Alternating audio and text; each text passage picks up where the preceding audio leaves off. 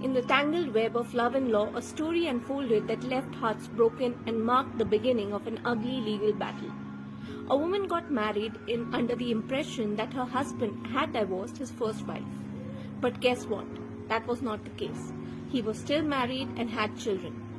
When his first wife came back in his life, the husband started harassing his second wife. They arrived at a mutual understanding that the second wife would live separately with her children in the same village. But after a few years, the husband stopped visiting or paying any maintenance to the second wife or children. When the second wife approached the court to seek maintenance, her husband was in complete denial of marrying her or having anything to do with her children.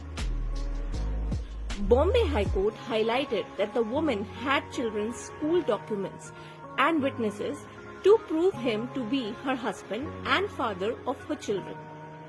But the husband lacked anything concrete to deny it.